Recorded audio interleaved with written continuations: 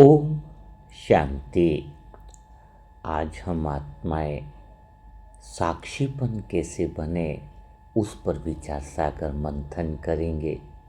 लेकिन विचार सागर मंथन तो बहुत सारी बातों पे हो चुका है। अब तो कुछ प्रैक्टिकल करने का समय आ गया है। तो साक्षीपन अवस्था को प्रैक्टिकल में करने से फ़ायदा क्या होता है, पहले यह बात समझ लेते हैं। फिर हम उसको प्रैक्टिकल में लाइफ में कैसे करें उसके ऊपर विशेष प्रयोग करेंगे। थोड़े से अब जो सेशन होने वाले हैं वो प्रयोगात्मक होने वाले हैं, क्योंकि बाबा का जो साक्षात्कार करवाना है दूसरी आत्माओं को, वह तभी संभव होगा जब हम आत्माओं के जीवन में वह आत्मिक शक्ति का प्रभाव दुनिया में दिखने लगेगा। तो बात ये आती है कि अगर कोई पहला तो साक्षी हो जाए तो एक भ्रम बहुत बड़ा है। साक्षी का अर्थ है कि सिर्फ देखते रहना। फिर अगर देखते ही रहे तो कुछ काम तो होंगे नहीं। देखने से कोई काम होते हैं क्या? आत्मा देखती रहे, मन अपना काम कर रहा है, बुद्धि अपना निर्णय ले रही है, सब ठीक बात है। फिर आत्मा खाली देखती ही रहे तो उसका फ़ायदा क्या होगा? तो आज आपको इस बात को थोड़ा सा प्रैक्टिकल से समझाएंगे कि अगर आत्मा, जिसका काम ही है देखना, हाँ, आत्मा का 3 काम है ना। आत्मा देखने का काम करती है, आत्मा दूसरी बात स्थिर रहती है, और आत्मा जो है वो दिशा देती है। तो आत्मा अगर इस साक्षीपन अवस्था का अर्थ है कि तीनों अपने स्वरूप में स्थित हो जाए, तो जीवन के सारे जो विघ्न हैं, जो परिस्थितियां हैं, जो समस्या हैं, सब स्वतः ही समाप्त हो जाते हैं। क्योंकि आत्मा का काम तो दिशा देना होता है। तो जब मन बुद्धि संस्कार को सबको दिशा मिल जाती है तो स्वतः ही सब चीज़ें हो जाती हैं, है ना। तो अब यहाँ पर आपको गहराई से समझना होगा कि आत्मा देखती कैसे है। क्योंकि आपने साक्षीपन अवस्था के लिए आत्मा का देखना, यह बात समझनी बहुत ज़्यादा ज़रूरी है। आपने आत्मा को देखा है, मतलब सुना है, लेकिन महसूस नहीं किया है कि मैं आत्मा। उस महसूसता की शक्ति पर हम आज जो है वो प्रयोग कर रहे हैं कि आप आत्मा जो है वो प्रैक्टिकल में अपने आप को महसूस करो, है ना। जब आप महसूस करोगे ना खुद को, तो स्वतः ही आपके आसपास का वायुमंडल सब कुछ बदलने लगेगा, सब कुछ चेंज होने लगेगा। तो आत्मा को महसूस करने के लिए शुरुआत कहाँ से होनी चाहिए? तो आत्मा को महसूस करने के लिए शुरुआत इससे होगी कि आत्मा जो है अगर खाली देख रही है तो वो सोचने पर कैसे असर डालती है, जो बोल निकल रहे हैं उस पर कैसे असर डालती है, जो निर्णय ले रहे हैं उस पर कैसे असर डालती है, इसको बहुत प्रैक्टिकली अभी हमें समझना होगा। तो आत्मा जो है ना वो एक एनर्जी है ना। आत्मा का जो मूल स्वरूप है, सुख स्वरूप, शांत स्वरूप, आनंद स्वरूप, यानी आत्मा जब मन बुद्धि संस्कार को देखती है तो अपने मूल स्वरूप की एनर्जी जो है वह मन को देती है, बुद्धि को देती है, संस्कार को देती है। तो वो जो एनर्जी है ना वो बहुत ज़्यादा काम करती है, जिसको हम हिंदी में ऊर्जा कहेंगे। तो आज थोड़ा सेशन आप ध्यान से सुनते हुए अनुभव करो, क्योंकि आज अगर अभी हम प्रयोग करते जाएंगे ना मुरलियों में, तो आपका प्रैक्टिकल जीवन बदलता जाएगा। तो ऊर्जा जो है ना वो बहुत काम करती है। यानी आप सोचते हो कि शब्द काम करते हैं, विचार काम करते हैं, तो विचार या शब्द काम नहीं करते हैं, निर्णय नहीं। उसके पहले पता है, निर्णय से पहले एक ऊर्जा आपकी आत्मा से चल चुकी होती है। हाँ, पता है आपको, शब्द से पहले भी एक झुकाव बन चुका होता है। कोई आप प्रतिक्रिया देते हो उसके पहले अंदर एक तरंग है ना उठ चुकी होती है। आत्मा खाली कोई विचारों की निर्माता नहीं है, लेकिन आत्मा में तो निरंतर ऊर्जा का क्षेत्र है। हर क्षण अपने कंपन से वातावरण को प्रभावित करती है। देखो, आप किसी कमरे में प्रवेश करते हो ना, तो बिना किसी शब्द के समझ जाते हो कि वहाँ तनाव है या शांति है या भारीपन है या अपनापन है। तो बताओ, इसकी जानकारी आपको कहाँ से हुई? क्या शब्दों से हुई? हम्म? कमरे में प्रवेश कर रहे हो ना, तो बिना किसी शब्द के समझ जाते हो। किसी इंसान से मिलते हो तो बिना उसके बात के समझ जाते हो कि वो किस तरह का व्यक्ति है, उसकी फीलिंग समझते हो। तो ये फीलिंग कहाँ से आ रही है? यह ऊर्जा से आती है। समझ में आया? कितनी गहरी बात है।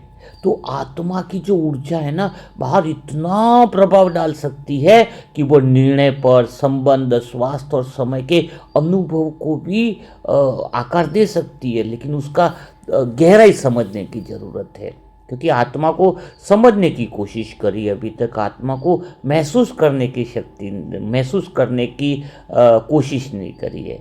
जब हम उसकी जो आत्मा की जो ऊर्जा चल रही है ना, उसको पहचानने का प्रयोग शुरू करोगे, तो आपको ऊर्जा की महसूसता चालू हो जाएगी। और जब आत्मा की जो ऊर्जा जो है वो आपको महसूस होने लगेगी, तो समझ लेना आपका जीवन बदलने लगेगा। चलो ध्यान दो।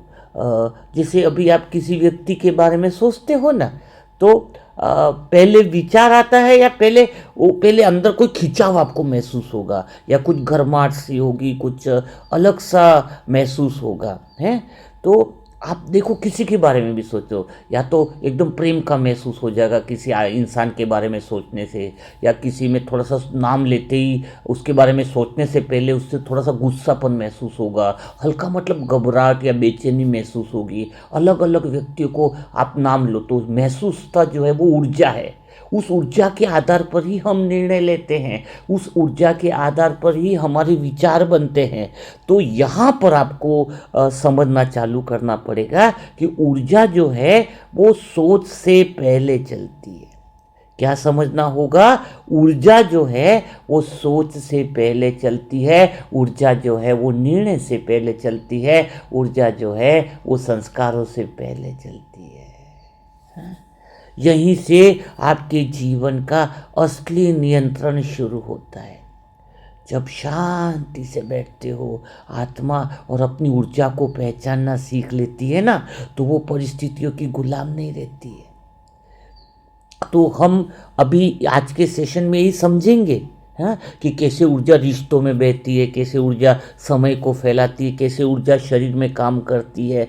हाँ, तो अभी ऊर्जा को पहचानने की ज़रूरत है, ऊर्जा को। अच्छा, एक बात आती है, आत्मा जब देखती है ना, तो आपको पता है उससे निरंतर कौन सी ऊर्जा निकलती है? जब आत्मा देखने का काम करती है ना, तो उससे निरंतर वो प्रेम की ऊर्जा, शांति की ऊर्जा, शक्ति की ऊर्जा, आनंद की ऊर्जा, वो सारी ऊर्जाएं आत्मा की निकलती है। और वो जो ऊर्जा निकलती है ना, आत्मा जैसे मन को देखती है, तो मन में उल्टे विचार चल रहे हैं, मन में दूसरे विचार चल रहे हैं, तो गलत विचार, तो मन के विचारों को बदलना नहीं पड़ता है आत्मा को। आत्मा को मन के विचार को क्यों नहीं बदलना पड़ता है? खाली देखने से ही विचार क्यों शांत हो जाते हैं? इस बात को समझने की बहुत ज़्यादा ज़रूरत है।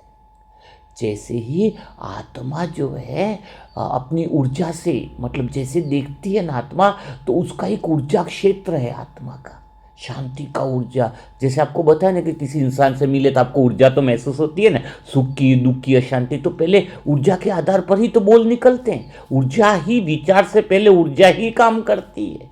आपके निर्णय एकदम अचानक नहीं आते हैं, आपके निर्णय अंदर से कुछ, इसको इतनी तेज प्रक्रिया, अंदर एक कंपन होता है, किसी पे शक करना है, किसी पे, तो पहले वो ऊर्जा बन जाती है, उससे घबराहट होती है, फिर वो निर्णय सही ऐसे लगते हैं कि उसके साथ डील करें न करें।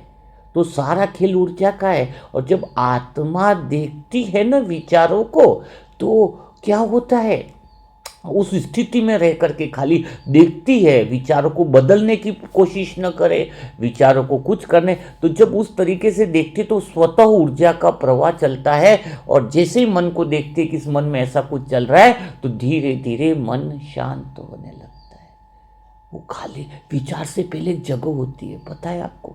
विचार से पहले जो जगह होती है वो खाली रिक्तता की जगह नहीं है। आप विचार, कोई विचार आप उठेगा ना, बाबा कितना साइलेंटली बोलते हैं।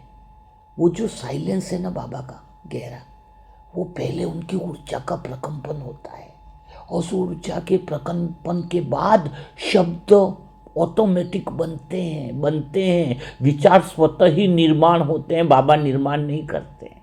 समझो बात को। वैसे ही जब हम आत्मा है, उस अपने गहरे जो क्षेत्र है, ओरिजिनल पवित्रता का क्षेत्र, ओरिजिनल शांति का क्षेत्र, उसमें हम स्थित रहते हैं और खाली हम मन को देखते हैं। अभी कैसे देखते हो? तो मन को बदलने का, ये सब तो बदलने का नहीं, निर्णय कुछ नहीं, आपको देखना है, ओनली देखना है। तो वहाँ पर विचार से पहले आप कभी एक क्षण सोचो, और सोचने से पहले रुको कि आपके अंदर कौन सी ऊर्जा काम कर रही है। अगर आपने ये देख लिया ना कि मेरे अंदर कौन सी ऊर्जा काम कर रही है जिससे ये विचार आ रहे हैं, तो देखने से ही मन शांत होने लगता है, देखने से ही निर्णय बदलने लगते हैं, देखने से ही सब कुछ हो जाता है। हाँ, यह बात तो है ना समझने की। अच्छा, आपको एक बहुत गहरी बात है कि दूसरे की ऊर्जा आपके ऊपर बहुत प्रभाव डालती है। दूसरे की ऊर्जा आप पर बहुत प्रभाव डालती है, आपकी ऊर्जा भी दूसरे पे प्रभाव डालती है।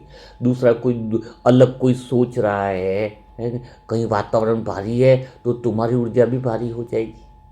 तुम्हारी ऊर्जा में पावर ज़्यादा है, तुम्हारी ऊर्जा हल्की है, तो सामने भी वायुमंडल हल्का हो जाएगा। है, किसी के घर में बहुत नेगेटिव ऊर्जा है तो उसका असर आपके ऊपर बहुत पड़ेगा। हाँ, ऊर्जा के क्षेत्र में फिर ऊर्जा अगर बदल गई तो उसी से विचार बनेंगे। समझो बात को। विचार का सोर्स ऊर्जा है, जिसको हम वायुमंडल कहते हैं, वाइब्रेशंस कहते हैं। तो अब क्या हो रहा है? अभी आप बोलोगे कि आत्मा की तो हमेशा शुद्ध और पवित्र ऊर्जा होती है। आत्मा की ऊर्जा तो स्थिर रहती है, आत्मा की ऊर्जा ओरिजिनल में तो कभी अशुद्ध होती नहीं है। तो ये आत्मा की ऊर्जा अशुद्ध होना, ये सब क्या बोल रहे हो? आपके अंदर ये विचार आ रहा है। एक्चुअल में आत्मा की ऊर्जा तो शुद्ध ही है, वाइब्रेशन शुद्ध ही है। लेकिन जैसे सूर्य का प्रकाश है, सूर्य का प्रकाश है, लेकिन कमरा अगर बंद करते हैं तो क्या प्रकाश अंदर आएगा? नहीं आएगा। तो वैसे ही आत्मा की जो स्वतः निरंतर की जो प्योरिटी की वाइब्रेशन की ऊर्जा है, पवित्रता, प्रेम, शांति की जो ऊर्जा है, स्वरूप की जो ऊर्जा है, वो हम किसी पहचान से ढक देते हैं।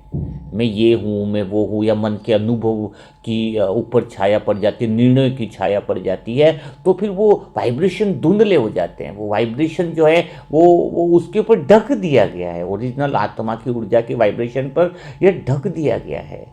तो जब आत्मा मुझे यह करना है, मुझे निर्णय करना, मेरे भविष्य क्या होगा, यह मेरा होगा कि नहीं होगा, फैमिली में इसका कुछ होगा कि नहीं होगा, ये बीमारी तो ठीक होगी कि नहीं होगी, इससे क्या हो रहा है?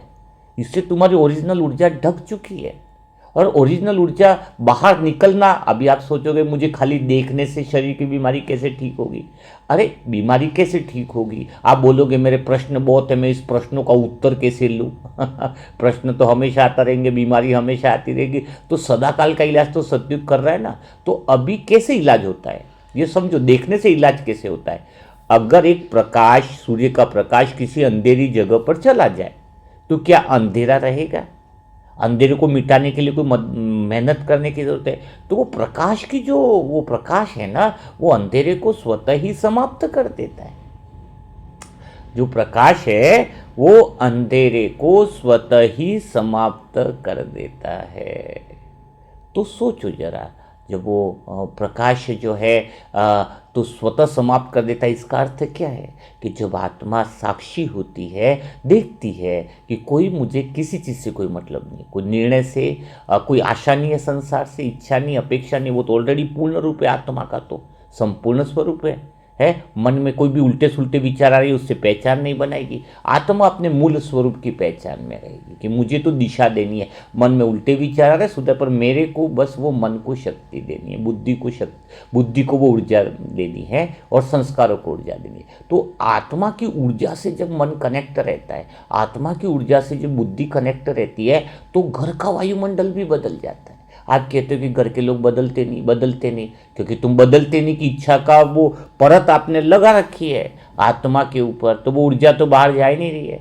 आप बिना किसी इच्छा के, बिना किसी अपेक्षा के घर के लोगों को कभी देखना चालू करते हो? आपको पता है घर के संस्कार नहीं बदलते, घर के परिवार के रिश्ते नहीं बदलते। क्यों नहीं बदलते? क्योंकि आपकी दृष्टि बदली ही नहीं है, पहले स्वीकार भाव आया ही नहीं है।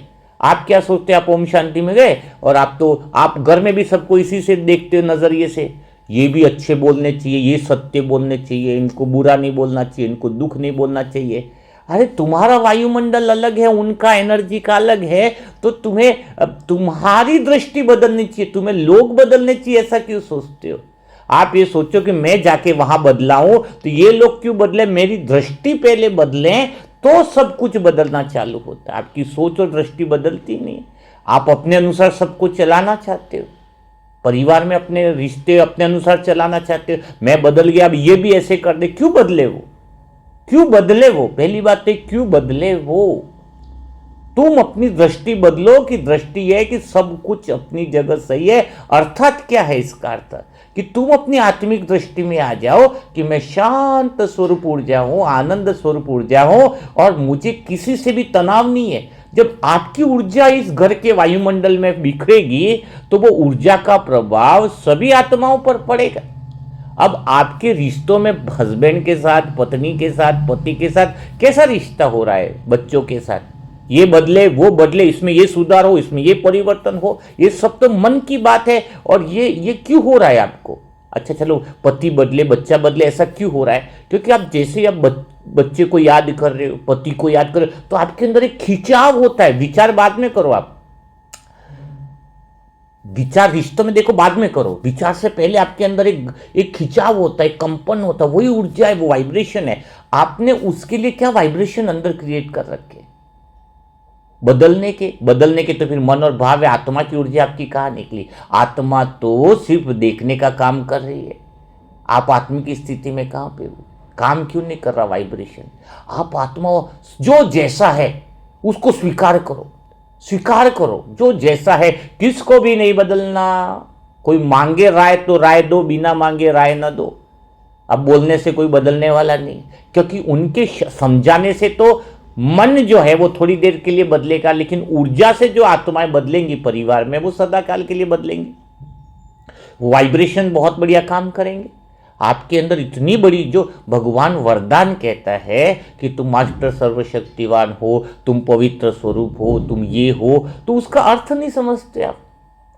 मास्टर सर्वशक्तिवान का अर्थ ये नहीं है कि मेरे अंदर बुरे विचार आए ही नहीं, बुरे संस्कार है। आपको बुरे विचार आए, अच्छे विचार नहीं, आप अपना ऊर्जा का वायुमंडल, बुरे विचार नहीं आए तो फिर तो वो आपके अंदर ऊर्जा आप बदलने के लिए हो गए। आप अपने देखने का काम है अपने मूल स्वरूप में, वो पवित्र ऊर्जा जो है मास्टर सर्वशक्तिवान का अर्थ है कि मैं विचारों को नहीं बदलो, विचारों के पीछे जो नीचे नदी बह रही है, ऊर्जा जो बह रही है, विचारों का आधार जो है वो अंदर की ऊर्जा है, उसको महसूस करो। विचार का क्रिएशन अंदर का वायुमंडल है, उसको समझो। निर्णय का आधार अंदर का वाइब्रेशन है, वो समझो। हाँ, तो वो वाइब्रेशन, वो ऊर्जा को महसूस करो।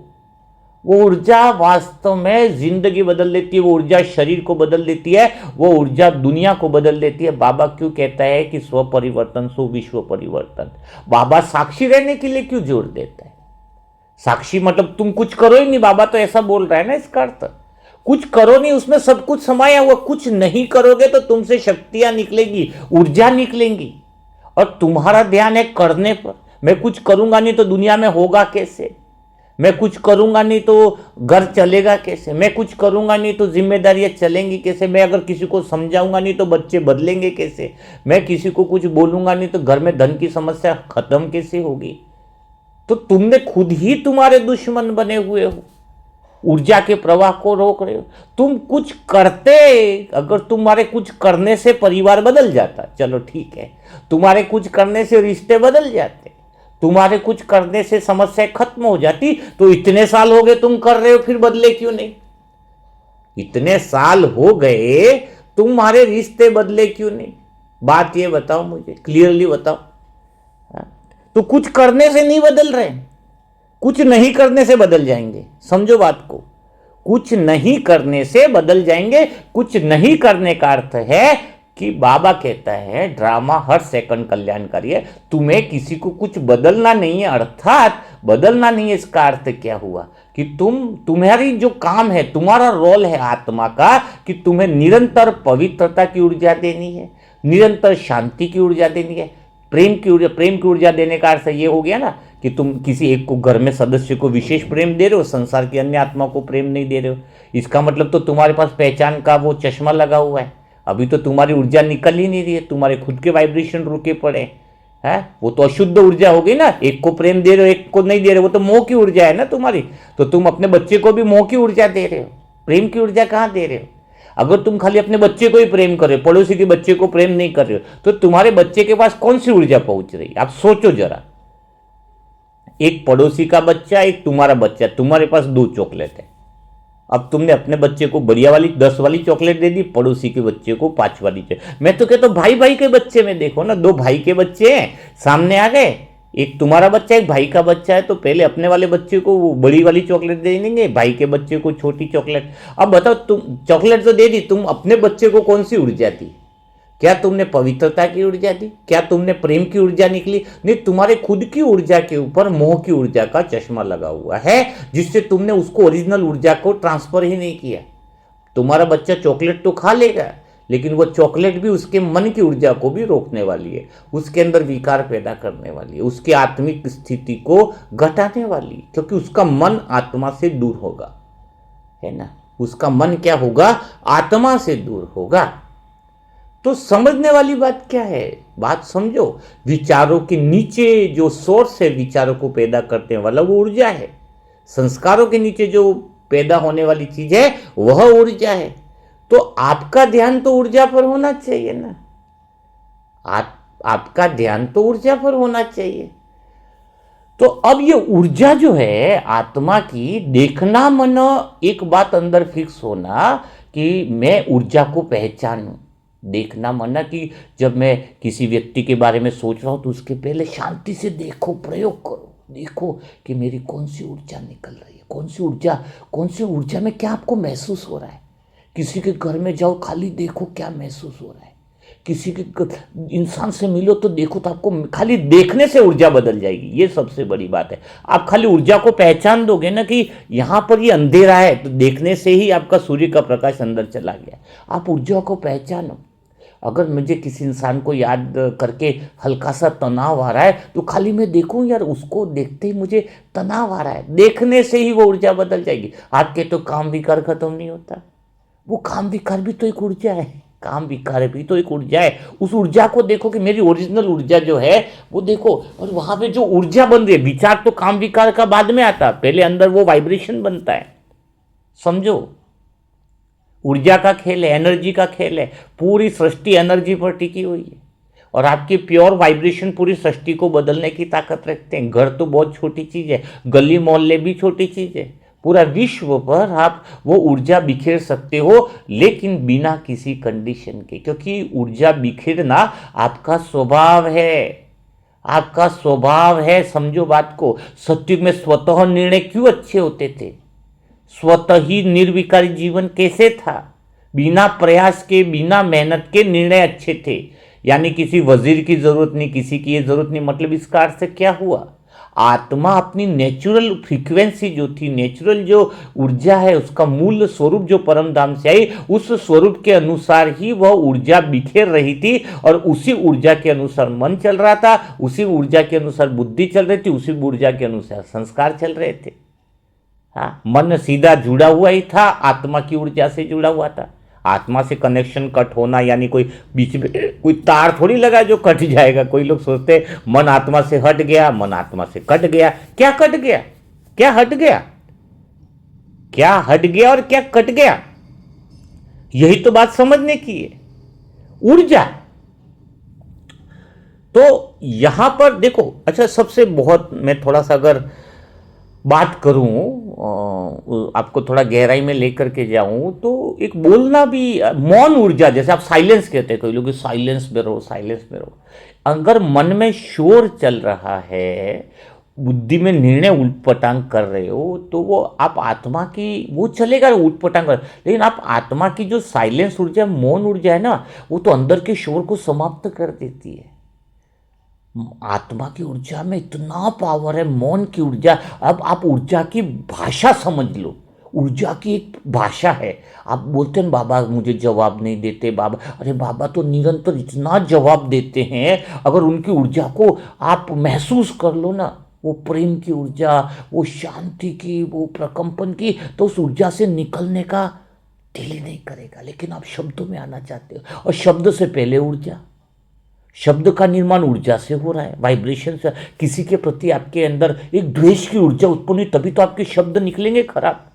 किसी के प्रति अनन्य, दिल में अनन्य वो भाव उत्पन्न हुआ, भाव ही तो ऊर्जा है। क्यों भाव से कर्म बनते कहते हैं, बोलने से कर्म नहीं बनते। किसी के लिए तुमने बोल दिया कि तेरे कपड़े बहुत अच्छे लग रहे हैं, या मेहमान आया तुम बहुत अच्छे, तुम आए मुझे खुशी हुई, अंदर से भाव है, क्यों कैसे आ गया। आप अंदर से कोई मेहमान आए तो देखना ऑटोमेटिक पहले तो अनकंफर्टेबल फील कर रहे हो, एकदम असहज महसूस कर रहे हो, सहज महसूस कर रहे हो। यह देखना है, यही देखना है कि मैं क्या किसी के आने से सहज महसूस कर रहा हूं, या हल्का महसूस कर रहा हूं, या भारी महसूस कर रहा हूं। किसी से बात करके मैं हल्का महसूस कर रहा हूं या भारी महसूस कर रहा हूं। है ऊर्जा को देखो, भाव को देखो, क्योंकि ऊर्जा को देखना चालू किया जिंदगी बदल जाएगी। आपके शरीर में दर्द है, हाथ में दर्द है, खाली देखो, अच्छा अभी दर्द का फीलिंग हो रहा है, देखो देखो, देखने से क्या हुआ, उसका कनेक्शन आत्मा से हो गया। देखने से ही आत्मा से कनेक्शन होना, यानी आत्मा की मास्टर सर्वशक्तिवान ऊर्जा से कनेक्शन हुआ। आप जिस दिन आत्मा से कनेक्शन कर लोगे ना, आत्मा का सही अनुभव कर लोगे, उसी पल उसी सेकंड, बाबा क्यों कहता है कि सेकंड में जीवन मुक्ति, वो आत्मा के टावर से कनेक्ट हो जाओगे, उसी सेकंड संस्कार बदल जाएंगे, उसी सेकंड निर्णय बदल जाएंगे, उसी सेकंड बुद्धि बदल जाएगी।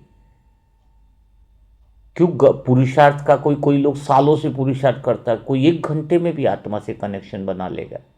ऊर्जा से आत्मा से कनेक्शन बनाना, आत्मा के स्वरूप से मन को कनेक्ट करना, आत्मा के स्वरूप से बुद्धि को कनेक्ट करना, आत्मा के स्वरूप से संस्कारों को कनेक्ट करना होता है।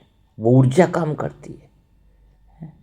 तो मौन को लोग, मौन को क्या समझते पता है, शब्दों की अनुपस्थिति को मौन समझ लेते कि बोलना बंद हो गया, शोर कम हो गया, बाहर शांत हो गया, और हम मान लेते कि मौन आ गया।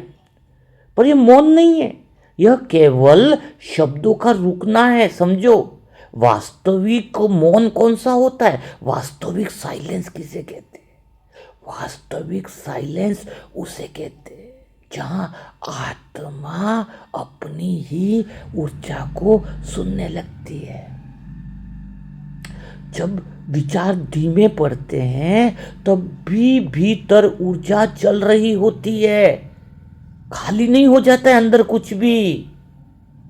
विचार धीमे पड़े लेकिन अंदर वो ऊर्जा, वो वाइब्रेशन, वो कंपन चालू रहता है। वो ऊर्जा हल्की बेचैनी के रूप में भी हो सकती है। आप देखो, कभी ऊर्जा उत्साह की लहर के रूप में हो सकती है, कभी अनजाने डर की छाया के रूप में हो सकती है, कभी बिना कारण शांति की गहराई के रूप में हो सकती है।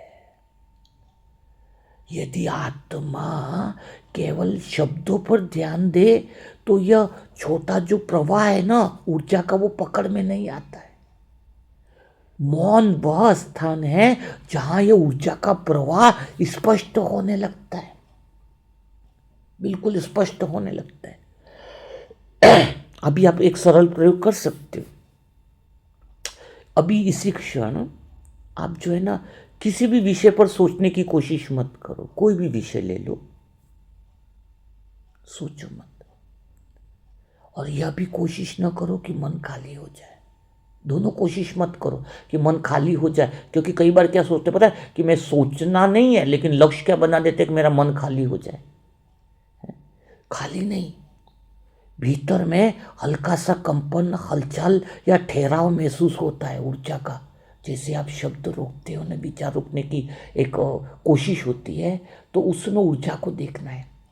एक ऐसी ऊर्जा है जो आपके अंदर ठहराव है, गहरा गहरा ठहराव, गहरी शांति की वो ऊर्जा है। आप देखोगे कि विचार नहीं है, फिर भी भीतर में कुछ चल रहा है। यह ऊर्जा की भाषा है, अव्यक्त भाषा है, मौन की भाषा है, साइलेंस की भाषा है। यह ऊर्जा फैल रही है या सिकुड़ रही है, हल्की हो रही है या भारी हो रही है, खुली है या दबाव में है, खुली है या दबाव में है। यह निरीक्षण स्वयं ऊर्जा को बदलने लगता है। कोई प्रयास नहीं, कोई सुधार नहीं, केवल देखना होता है। मैं आत्मा दिल की बात आपके साथ शेयर करना चाहती हूँ, दिल की बात शेयर करना चाहती हूँ। शायद ये बात करते हुए मेरी आंखों से प्रेम के आंसू भी निकल रहे हो। कई बार मुझे आत्मा की आवाज़ बदलते देखा है। आप लोगों ने मुझे आत्मा की आवाज़ बदलते देखा होगा ना, एकदम साइलेंसली हो जाती है। कोई वो बाबा की आवाज़ नहीं आ जाती, कोई गलत फहमी करके प्रोपोगेंडा ना फैला दे किसी को कि बाबा की आवाज़ आ गई। वो आवाज़ क्या होती है वो समझो, तुम्हारे में अंदर भी वही आवाज़ है। जब तुम उस साइलेंस के क्षेत्र से बोलते हो ना, वो आत्मा के ऊर्जा के क्षेत्र से बोलते हो, मौन के क्षेत्र से बोलते हो, तो आवाज़ बदल जाती है, स्वतः बदल जाती है। ऐसा लगता है कि शब्दों और आपके बीच में दूरी हो गई है। ऊर्जा से शब्द निकल रहे हैं। आपको शब्द से पहले महसूसता होती है कि गहरे साइलेंस की ऊर्जा से वह शब्द निकल रहे हैं। वो ऊर्जा से शब्द निकल रहे हैं। आप जब बहुत गहरे वो ऊर्जा को महसूस करोगे ना, विचार रुकने के बाद जो साइलेंस होता है, वो शांति होती है, वो ऊर्जा होती है। उसके बाद जो शब्द निकलते हैं ना, वो पता भी नहीं होता कि कौन से शब्द निकलते हैं। उस शब्दों का, उस विचार का निर्माण उस ऊर्जा से होता है, और उसी ऊर्जा से ये किताबें लिखी गई, उसी ऊर्जा से हर सब्जेक्ट को क्लियर किया गया है। लिखने वाला कौन हुआ? फिर कौन हुआ? वो ऊर्जा हुई, वो साइलेंस की शक्ति हुई। वह मैंपन तो रहा ही नहीं, क्योंकि मन ने तो किताबें लिखी नहीं है, बुद्धि ने निर्णय किया नहीं है, संस्कार वो बाहर वाले तो चले नहीं है। तो बुके बाबा के द्वारा लिखी गई, अर्थात बाबा ने वो वाइब्रेशंस, वो ऊर्जा दी, और उस ऊर्जा से शब्द निकले। तो बाबा हमें वो ऊर्जा देता है, वो वाइब्रेशन देता है, हमारी आत्मा का मूल सोर्स जगाता है। उस ऊर्जा से जो वायुमंडल से जो शब्द निकलते हैं वो आपके नहीं हैं, बाबा ने ही तो वाइब्रेशंस दिया, हमारी आत्मा की ऊर्जा से निकले, वो वाइब्रेशन से निकले। मैं अभी थोड़ा मुरलियों के इस सेशन में अब थोड़ा प्रैक्टिकल लेकर के जाना चाह रहा हूँ, है ना। तो यह निरीक्षण क्या करना है हमें? अंदर ऊर्जा का निरीक्षण करना, ऊर्जा की भाषा को सीखना है, मौन की भाषा को सीखना है। यह गहरा रहस्य खुलता है ना अंदर। आपको पता है, अगर आपने ऊर्जा को पहचान लिया ना, कौन सी ऊर्जा चल रही है, तो ऊर्जा के बदलने से संघर्ष खत्म हो जाता है, दिशा मिल जाती है, दुनिया को दिशा मिल जाती है। समझो बात को। आप अक्सर मन को सुधारना चाहते हो, विचार को बदलना चाहते हो, दृष्टि बदलो, भावना बदलो, ये सब ऊपर का काम है। कुछ बदला क्या आज तक? कितना कोशिश किया विचार बदलने की, फिर भी गुस्सा आता है, काम भी कराते हैं। दृष्टि बदलने की कोशिश करी, भावना बदलने की कोशिश करी, इसके नीचे एक ऊर्जा बह रही है, जो नीचे के तल में उसकी जो ऊर्जा बह रही है, आत्मा की जो ऊर्जा बह रही है, वही तो तय कर रही होती है कि कौन सा विचार टिकेगा और कौन सा संबंध गहरे जाएंगे, कौन सा निर्णय आपका सहज लगेगा। तो जब आत्मा उस मौन में टिकती है, तो ऊर्जा को पहली बार स्वयं को व्यवस्थित करने का अवसर मिलता है। जब हम वो मौन होते हैं ना, देखते हैं, ऊर्जा को पहचानते हैं, तो हमारी ऊर्जा व्यवस्थित होती है, और जिसकी ऊर्जा व्यवस्थित होती है उसका जीवन व्यवस्थित हो जाता है। जिसकी ऊर्जा व्यवस्थित हो जाती है उसका जीवन व्यवस्थित हो जाता है। यह ऐसा ही है जैसे कोई नदी लगातार शोर में बह रही हो, पर जैसे ही आसपास का कोलाहल हटता है तो नदी की अपनी धारा साफ सुनाई देने लगती, क्लियर सुनाई देने लगती है। नदी जैसे बह रही है, समझो बात को, बहुत शोर है आसपास, और जैसे आसपास की गाड़ियों की आवाज़ सब अगर शांत हो जाए तो नदी कितनी साफ सुनाई देती है। ऐसे ही आप अंदर की ऊर्जा को साफ देख सकते हो, महसूस कर सकते हो। देखो, किसी ऐसे व्यक्ति को याद कीजिए जिसके साथ आपका रिश्ता एकदम सहज है, एकदम नेचुरल है। देखो, फिर देखो, थोड़ा सा देखो, आप देखोगे कि विचारों में मत लो इसको, आप अपने भीतर कैसी ऊर्जा चलती है। आपको पता है कैसी ऊर्जा चलेगी आपके अंदर? एकदम हल्केपन की ऊर्जा चलेगी, ऐसी फैलाव वाली ऊर्जा चलेगी कि जहां पर ऊर्जा बिखेर रही है, आपकी ऊर्जा मतलब बिखेर रही है, मतलब फैला रही है, बड़ा आनंद दे रही है। ये हल्कापन, यह सहजता, ये फैलाव विचार से थोड़ी आया, यह तो आपके अंदर बह रही ऊर्जा से आया है। अच्छा, अभी किसी ऐसी व्यक्ति को याद कीजिए जहां उसको याद करके थोड़ी असहजता रहती हो। हाँ, तो असहजता के बाद ही तो विचार चलते हैं। देखिए, आपकी ऊर्जा तुरंत बदल जाती है, एकदम भारीपन आ जाएगा आपके अंदर। किसी दुश्मन को याद कर लो जिसने आपको दुख दिया है, कोई ऐसे को याद करो जिसने आपके पैसे खाए, किसी ऐसे को याद करो जिससे आपने कर्जा लिया है, या फिर उसको याद करो जिसको कर्जा देना है। आपकी विचार नहीं बदले, निर्णय नहीं बदले, पहले ऊर्जा बदल गई। और ये ऊर्जा बदल गई ना, जिससे आपकी जीवन की दिशा, ऊर्जा नहीं बदले, आप अपनी ऊर्जा में रहो, उसको खाली देखो कि यहाँ उसको देना है, उसको करना है, खाली देखना है। और उसके बाद आप फिर भी अपने साक्षीपन यानी अपनी आत्मा की दृष्टि से देख रहे हो तो बड़ा आनंद आएगा। वो ऊर्जा है ना, सामने वाले को भी बदल देगी। जो आपको परेशान कर रहा है ना, वो 1 साल तक चुप। वो एक भाई है ना जिसका कर्जा था, जिसके ऊपर 1 करोड़ का या कुछ था, तो उसके जितने भी मांगने वाले थे, मेहनत बहुत लगी, ईमानदारी से कह रहा हूँ, लेकिन उसके लिए इतनी पावरफुल भट्टी करी क्योंकि परिवार बहुत दिक्कत में था, तो सबको ऊर्जा से शांत किया, सब आत्माओं के मन बदल गए। अरे भाई तू आराम से देना, ऑटोमेटिक उनके फोन आए। तो ये क्या है? ये ऊर्जा का कमाल है, आप समझो। ऊर्जा के प्रयोग करना है। अब सेशन प्रयोगों के चलेंगे। अब ऊर्जा से आपके परिवार में प्रयोग, परिवार तो प्रयोगशाला है ना। आप देखो, सेंटर में आप सहज महसूस करते हो क्योंकि आपके जैसे लोग मिलते हैं, आपका कोई विरोध नहीं करते। सेंटर में सब एक ही मत वाले मिलते हैं, कोई किसी की कमी नहीं निकालेगा सेंटर में। लेकिन असली प्रयोग तो आपका घर पे होता है। तुम सोचते हो कि सेंटर का वायुमंडल घर में मिल जाए, सब लोग मेरा कोई विरोध न करे, मैं मुरली सुनूं तो सबको अच्छी लगे। सेंटर में मुरली सुनो अच्छी लगेगी, सेंटर में योग करोगे तो सबको अच्छा लगेगा, सेंटर में मुरली मंथन करोगे तो अच्छा। घर में तो मुरली मंथन करोगे तो कोई बोलेगा क्या कर रहा है, रोटियां बनाओ, बर्तन धो ले। तो ये तो होगा ना, क्यों स्वीकार क्यों नहीं करते आप? आपको अपनी दृष्टि बदलनी होगी ना कि मैं सेंटर में हूं तो सेंटर जैसा वायुमंडल है, वहां पे यहां पे आई तो ऐसे ही सब लोग मिले। ये अलग अलग संस्कार के लोग हैं, अलग अलग एनर्जी के लोग हैं। तो आपको रिश्तों को क्यों बदल रहे हो? आप अपनी दृष्टि को बदलो, सोच को बदलो। दृष्टि बदलना है ना, आप आत्मा प्रवाह में रहो। हाँ भाई चलो, क्या बनाना, रोटी बनानी, तब मुरली के पीछे मत पड़े रहो, उठ जाओ, कोई बात नहीं। बाबा मुरली के पीछे का अर्थ ये थोड़ी कह रहा है, उसको ऊर्जा है, उसको जरूरत है, उसको सुबह जाना है, वापिस अपने उस ऊर्जा में रहो। अपना मन डिस्टर्ब हो गया, इसका मतलब आप आत्मा से डिस्कनेक्ट हो गए ना। वापिस पढ़ लो, पूरा दिन है आपके पास मंथन के लिए। अगर ऐसी कोई चीज आ रही है तो थोड़ा सा अपनी दृष्टि को बदलोगे तो रिश्ते बदलेंगे ना। हाँ?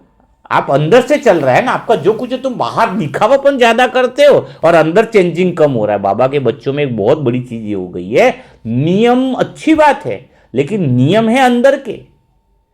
तुम बाहर इतना दिखावापन करते हो कि लोगों के लिए वो नियम बोझ बन जाते हैं, उनके लिए तकलीफें आ जाती है।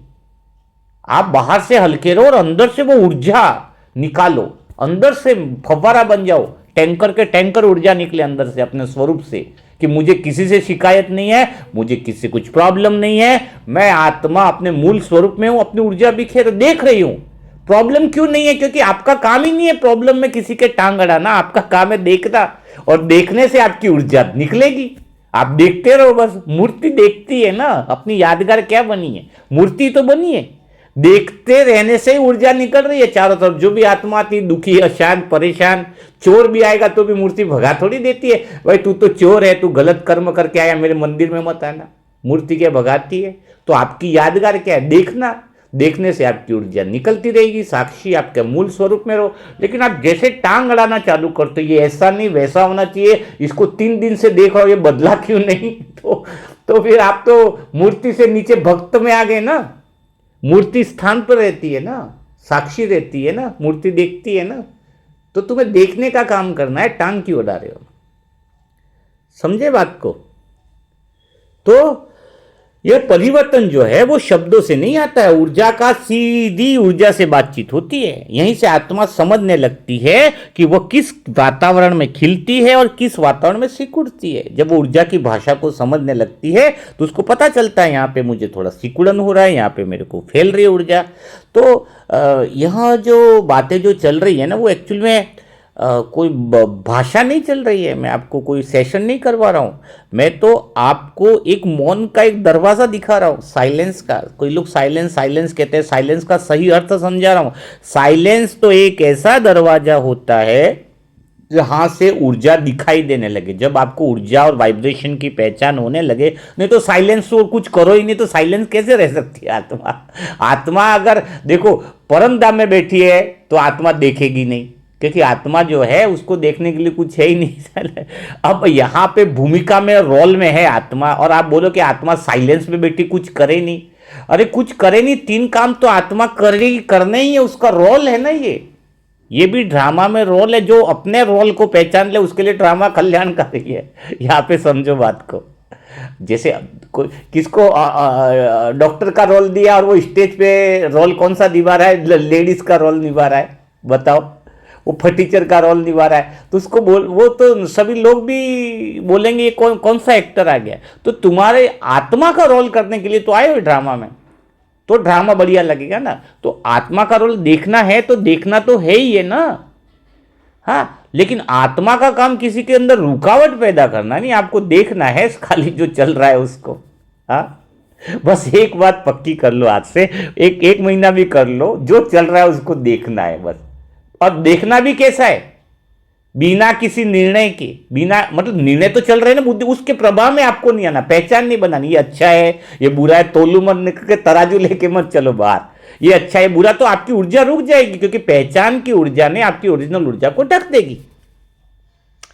हाँ, संबंधों में भी तो यही हो रहा है। आप संबंधों में बात करते तो क्या होता है पता है आपको? पता है ऊर्जा बदलती है एक जगह से दूसरी जगह। मतलब आत्मा की तो ऊर्जा प्योर ऊर्जा है, लेकिन जब वो ऊर्जा दूसरे की ढक जाती है ना, तब हम बहुत परेशानी में आ जाते हैं। आप क्या समझते हो? आप लोगों से खाली शब्दों से जुड़े हुए हो? बात हुई है कि आपकी सहमति बनी, मतभेद हुआ, दूरी आई, पर वास्तविक जुड़ा तो शब्दों से पहले ही बन चुका है। शब्दों से कोई जुड़ाव नहीं है। आपका और मेरा जुड़ाव कौन सा है? एक बात बताओ। एक ऊर्जा का जुड़ाव है, एक अलग ही प्रेम और एनर्जी का आपका और हमारा जुड़ाव है। आप सभी आत्मा मेरे सामने हो, मैं भी आपके सामने। एक ऊर्जा का, एक एनर्जी, एक वाइब्रेशन का जुड़ाव है, और वो कितना मजबूत जुड़ाव है देखो। हाँ, मैं आपको नहीं देखा, आप मेरे को नहीं देखो, लेकिन जुड़ाव कौन सा है? वैसे भगवान को हमने नहीं देखा, तुमने नहीं देखा, इसका अर्थ क्या है? हम उससे ज्यादा करीब है। जिसको देख रहे उससे वो साथ नहीं देता, जो नहीं दे, जो अदृश्य वो ज्यादा साथ देता है। क्यों कहा गया है? जो दिखता है वो साथ नहीं देता, जो अदृश्य है वो साथ देता है। इसका अर्थ क्या है? कि हम लोगों से खाली शब्दों से नहीं जुड़े हुए हैं। एक्चुअल में शब्दों से पहले ही जुड़ाव तो हो चुका होता है, क्योंकि आप जो चल रहे हो ना, चलते फिरते आप एक ऊर्जा का कंपन लेकर के चल रहे हो। कोई एक आत्मा अगर मुझसे मिलने आए तो वो अकेली थोड़ी आ रही है। बोलने से पहले ही वो अपना एक ऊर्जा का पोटला लेकर के आती है मेरे पास। उसकी मेरे प्रति सोच क्या है, या उसकी भावनाएं क्या है, उसका इंटेंशन क्या है, वो मेरे को किसी पहचान लेकर के वो बैठी हुई है। तो ये क्षेत्र जो है ना, वो बोलने से पहले ही बात करने लग जाता है। हम उससे हाथ मिलाएंगे, देखेंगे, तो मिलने से पहले ही संकेत देता है। हाँ, शब्द छोड़ने से पहले असर आ जाता है। इसको ही तो हम ऊर्जा का, वाइब्रेशन का स्थानांतरण कहते हैं। ऊर्जा चेंज का मतलब क्या है? ट्रांसफॉर्मेशन क्या है? हाँ, आप किसी व्यक्ति से मिलते हो तो बात सामान्य होती है, पर मिलने के बाद भी भीतर में कुछ बदल जाता है। कभी थकान, कभी भारीपन, कभी अजीब सी बेचैनी, या कभी बिना कारण हल्कापन और ताजगी। किसी से भी मिलने पर कुछ तो आपको प्रभाव होता ही है। उस ऊर्जा को महसूस करो। ये शब्दों का प्रभाव नहीं है, ये ऊर्जा का आदान प्रदान है। तो शब्दों के नीचे एक लहर बह रही है, निर्णयों के नीचे एक लहर बह रही है, संस्कारों के नीचे एक लहर बह रही है। वो लहर ही तीनों चीज का निर्णय करती है। तो हम यह नहीं सीखेंगे कि ऊर्जा कैसे ले और कैसे रोके, ये हमारे यहां अब उसमें नहीं है। हम तो खाली इसको पहचानेंगे कि ये हो क्या रहा है। आप अच्छा आज क्या करना पूरा दिन, किसी से दो जनों से मिलना और रुक करके देखना है ना, किसी से भी मिलना, कोई दूसरे व्यक्ति हो, दिन में मिलना, घर के लोगों से नहीं। तो आप देखना, आप मिलने से पहले आपकी स्थिति अलग होगी और मिलने के बाद अंदर जो है ना, कोई विश्लेषण मत करना, खाली फर्क पहचानना, ऊर्जा को पहचानना।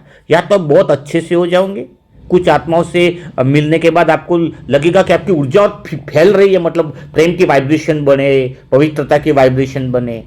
और कुछ के साथ आपकी ऊर्जा सिकुड़ जाती है, कुछ के साथ भारी हो जाती है, और कुछ के साथ तो आपकी ऊर्जा में स्पष्टता आ जाती है, जिंदगी में स्पष्टता आ जाती है। तो जिसके साथ स्पष्टता आती है ऊर्जा की, जिसके साथ एकदम फैलाव होता है ना, उससे ज्यादा मिलने की इच्छा होती है। सोचो, तो जो ऊर्जा के साथ स्पष्टता आती है, शांति आती है, ये कोई अच्छाई बुराई का नाप नहीं है, ये तो ऊर्जा की संगति की बात बता रहा हूं। यहां एक गहरा सच खुलता है? हम केवल खाली अपनी ऊर्जा लेकर के नहीं चल रहे इस दुनिया में, पता है आपको। हम अनजाने में दूसरे की ऊर्जा भी ढो लेते हैं अपने ऊपर। वो ऐसा बुरा किया, ले ली उसकी ऊर्जा अपने मत्थे। उसको तो कुछ आता ही नहीं है, ले लो उसकी ऊर्जा अपने मत्थे। अच्छा, किसी की चिंता भी हमारे भीतर ले लेते हैं हम। अरे बेचारा कितना दुखी है, उसको ऐसा क्यों हो गया, उसकी चिंता भी हमारे भीतर में। टीवी देखते उधर बम विस्फोट हो गया, उसकी ऊर्जा भी हमारे अंदर है। तो किसी की अपेक्षा जो है ना, किसी की ऊर्जा है ना, वो हमारी चाल बदल देती है। आपको पता है, दूसरे का जो तनाव हम ले लेते हैं ना, कई बार वो हमारी नींद बिगाड़ देता है। कई लोगों को परिवार में बच्चों की चिंता, उसकी चिंता, उसकी चिंता। अरे तुम ही निपट जाओगे चिंता करते करते, समझो बात को। जिसका जो चल रहा है वो चलने दो, आप आत्मा अपनी ऊर्जा में रहो। नहीं तो उसका क्या होगा, उसका क्या होगा। अरे पूछो भाई, मैं तो कहता हूं तुम्हारा क्या होगा। मैं तो भाई अपने लिए पहले देखता हूं कि मेरा क्या होगा। इसका अर्थ ये नहीं कि स्वार्थ है, मतलब मैं आत्मा जो है वो अपनी ऊर्जा तो फैला के रखूं ना, सुख की, शांति की। मैं अपने देखने का काम है वो मैं करूंगा, मैं किसी की फिक्र नहीं, क्योंकि फिक्र से बदलेगा नहीं ना। आप किसी की चिंता दिन रात करो, क्या उससे वो बदल जाएगा? उसकी चिंता खत्म होगी, लेकिन उसकी चिंता को खाली देखने से खत्म होगी। उसको अपनी मत बनाओ, समझो। हम दुआ देते हैं ना दिल से, मुझे दुआ में क्यों मजा आता है, अपनी ऊर्जा बिखेरती है उसमें, अपनी ऊर्जा के वाइब्रेशन फैलते हैं। अपने अंदर की ऊर्जा को मैं देखता हूं, जब मैं किसी को दुआ देता हूं मैं हल्का महसूस करता। आप दुआ को देखना, आप अच्छा दुआ भी दिल से दोगे तो, ऐसा ऊपर ऊपर से नहीं। आप जब किसी को दिल से दुआ दोगे ना, उसका भला हो जाए, उसके जीवन में खुशी आ जाए, काश उसकी ज़िंदगी बदल जाए, काश उसके बेटे को नौकरी लग जाए, जो भी ऊर्जा देनी आप दो, दिल से दो। लेकिन आप देखोगे 10 मिनट भी अगर आपने सच्चे दिल से किसी को दुआएं देते हो, वाइब्रेशन देते हो, आपके अंदर जो ऊर्जा है ना वो फ्लो बहने लगता है। आपके अंदर हल्कापन आता है, एक सहजता आती है, एक बहुत मज़ा आता है। मैं तो जीवन में ये दुआ देने से मुझे बहुत बड़ा परिवर्तन हुआ है। मेरे अंदर की ऊर्जा खुलने लगी। वो जो रुकावटें पैदा हो जाती है ना, छोटे बहुत, क्योंकि देखो दिन भर में कुछ तो किसी से गलती हो जाती है। ऐसा थोड़ी कि मुझे आत्मा को भी कई बार गुस्सा आता है, मैं आत्मा खुद अपने मूल स्थान से भी हट जाती हूँ। होता है ना कई बार, अपन पूर्ण थोड़ी बने, अपने आप को इतना वो नहीं बोलना है, अपने को तो सत्यता को स्वीकार करना है। लेकिन जैसे ही दुआ देते हैं या अपनी ऊर्जा को देखते हैं तो स्थान से तो हट जाते हैं, मैं आत्मा भी हट जाती हूँ। लेकिन जैसे मेरी पहचान होती है तो वापस आने में टाइम नहीं लगता है। ये थोड़ा सा डिफरेंस आता है जब हम इसको जानते हैं ना। हमें रोड से उतरना तो पता है, पर उसकी पता है कि पटरी पर कैसे गाड़ी लानी है। तो थोड़ा सा क्या होता है कि आ जाते, क्योंकि इतने सालों के संस्कार है, इतने जन्मों के संस्कार है, तो कई बार गाड़ी तो पटरी से उतर जाती है। हाँ, तो लेकिन गाड़ी पटरी पर भी वापस आ जाती है। तो यहाँ पर हमें, क्योंकि दूसरों की ऊर्जा और वायुमंडल बहुत ज़्यादा असर करते हैं ना हम पर, तो यह सब शब्दों के बिना होता है। किसी की प्रसन्नता हमारे अंदर एक मुस्कान भर देती है, उससे मिलने पर खुशी हो जाती है, एक आनंद बिखेर देती है, अंदर से नेचुरल खुशी आने लगती है। सोचो जरा, हाँ, अंदर से खुशी आने लगती है। तो ये ऊर्जा इतनी आसानी से स्थान बदल देती है। तो आत्मा अपनी स्वच्छता कैसे बनाए, यहां पर भी समझ में है ना। ऊर्जा तो बाहर से बदल जाती है, तो जब आत्मा यह देखने लगती है कि यह भाव मेरा है या आया हुआ है। क्या देखती है जब आत्मा, क्या देखती है कि यह भाव जो है वह आया हुआ है या वो किया हुआ है? तो यह बात हमें समझने की बात है। जब दूसरों से आया हुआ है तो फिर हम क्या करेंगे, उस भाव को छोड़ देंगे, स्वतः ही हो जाता है। समझ में आया कि नहीं आया? तो अभी हमें क्या देखने की कला आ जाती है, देखने की कला आ जाती है कि हमें जो है वो दूसरे के भावों को ये मेरा भाव है या किसी और का भाव है, तो उसको प्रयोग करोगे तो आपको क्लियरिटी महसूस हो जाएगी, है ना। तो जैसे एक प्रयोग भी करोगे, कभी कभी जब अचानक आपका मन भारी हो जाए ना, तो भीतर में धीरे से पूछना कि ये अभी मेरा है या किसी से लिया हुआ है। क्या पूछना है कि यह अभी मेरा है या किसी से लिया हुआ है। कोई उत्तर खोजने की ज़रूरत नहीं है। हाँ, आप सोचोगे कि उसने ऐसा क्यों बोला, वो सब छोड़ो, उसके प्रति अच्छी भावनाएं बुरी भावना, वो आप खाली देखो कि भावना जो है वो मेरी है कि किसी से ली हुई है। हाँ, सिर्फ ये प्रश्न ही ऊर्जा को अलग करना शुरू कर देता है। जैसे आत्मा पहचानती है ना कि यह बोझ उसका नहीं है, ऊर्जा धीरे धीरे ढीली पड़ने लग जाती है। यही तो आत्मा की एक स्वच्छता की शुरुआत है। यह स्वच्छता की शुरुआत मतलब आत्मा ऑलरेडी स्वच्छ ही है ना। हाँ, लेकिन वो पहचान जो उसने गलत बना रखी है ना, तो वो सब खुलने लगती है। और पता है, जब आत्मा अपनी ऊर्जा को साफ रखने लगती है ना, तो संबंध बदलने लगते हैं। फिर किसी से मिलना बोझ नहीं लगता है, किसी से मिलना थकावट नहीं बनता है, और किसी से दूरी भी अपराध बोध नहीं बनती है। तो आत्मा क्या स्वतंत्रता रहते हुए जुड़ना सीख लेती है कि आत्मा का उद्देश्य किसी से मिलना कैसे रहता है कि मुझे तो बस अपनी प्रेम की ऊर्जा में रहना है, मुझे तो शांति की ऊर्जा में रहना है, मुझे तो आनंद की ऊर्जा में रहना है। तो यह ऊर्जा बहुत बड़ा अपना रोल निभाती है। तो आज के सेशन से आपने क्या सीखा? साक्षीपन अवस्था यानी देखना, और देखने का अर्थ है अपनी ऊर्जा को अनुभव करना। तो आपको आज का सेशन कैसा लगा? आज की मुरली यही थी कि साक्षीपन की अवस्था कैसे आए, साक्षीपन की अवस्था कैसे बने। तो इसको गहराई से हमने महसूस किया है, और प्रैक्टिकल इसका प्रयोग तुम्हें दिन भर में करना चाहिए।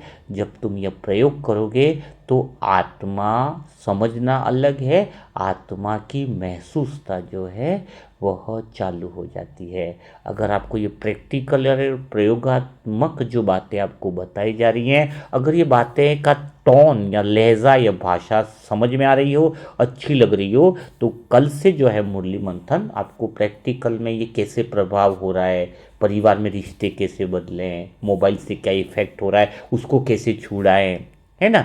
मोबाइल पे भी करेंगे। पता है मोबाइल से क्या नुकसान है आपको? मोबाइल से कोई आंखें थोड़ी खराब होती है, आंखों का थोड़ी नुकसान है। मोबाइल से क्या मन बिगड़ जाता है? यूँ तो दुनिया को भी देखोगे तो मन तो बिगड़ेगा ही ना।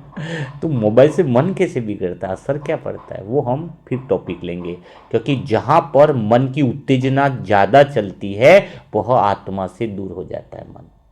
जहाँ पे मन में स्पीड, देखो कोई इंसान धीरे चल रहा है तो थकता है क्या? नहीं ना। और तेज चलता है तो क्या होगी, उसके अंदर थकान होती है।